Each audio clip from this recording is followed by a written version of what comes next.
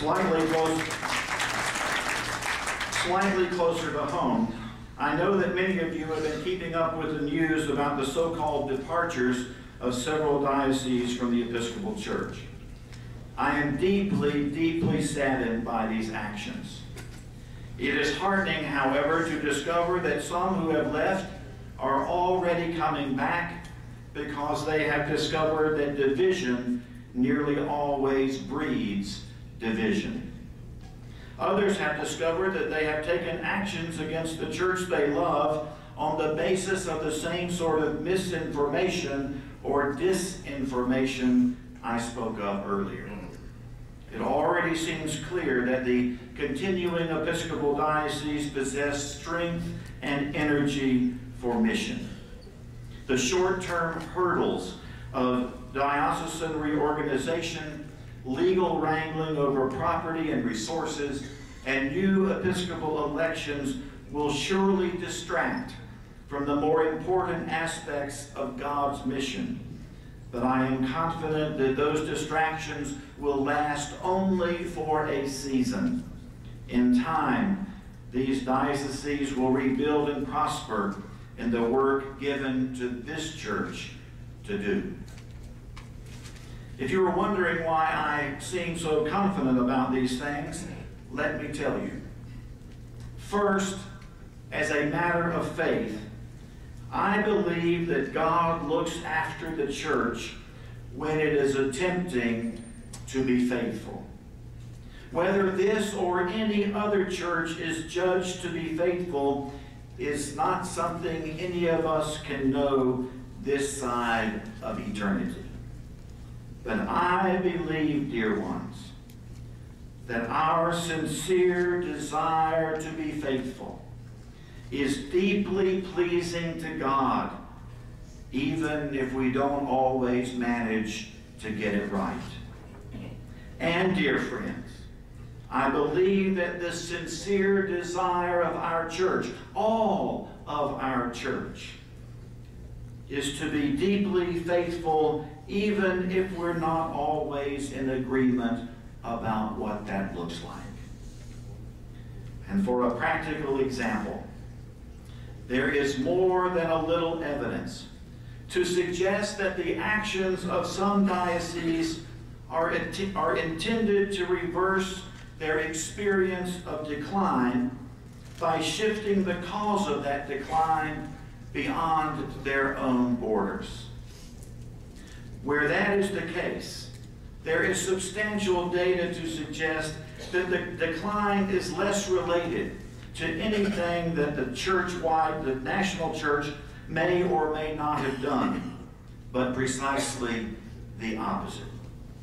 The decline they have experienced would seem to have developed parallel with actions they have taken to distance themselves from the rest of us, to isolate themselves from the church-wide conversations, and self-limit their participation in the councils of the church. The continuing dioceses and their leadership, together with all those who have chosen to lead, will remain close to my heart and very much in my prayers. By now, no doubt, you have noted that this address does not contain, as my addresses usually do, an outline of some specifics I want us to accomplish in the coming year. That should not suggest to you that there are not things still to be done, and I am very aware of many of them. I do not believe there's any such thing as being finished with the work of ministry. Until Jesus comes, there will always be plenty to do. I have chosen not to focus on any new initiatives for the coming year because I am keenly aware of the difficulties we all face with respect to the economy. In terms of our own budget, by cutting benefit options for our staff, changing the manner in which we insure our retired clergy, and holding or reducing nearly all program lines, we have accomplished an essentially flat budget.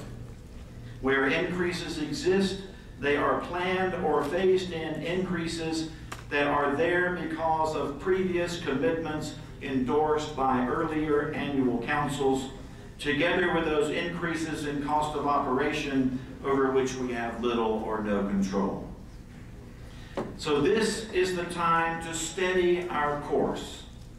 Try to hold on to as many of the ministries, programs, and people that we have, and try to manage as effectively as possible.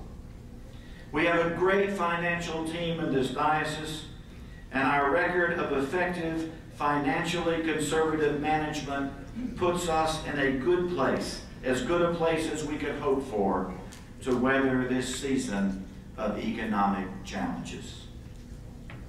That said, let me remind us all that no matter how difficult it gets before the turnaround is sure, most of us are still among the most advantaged people on earth. It hurts when I look at my meager investments, and I am sad when I think of the ministry we could be doing if our diocesan investments were still operating at a premium.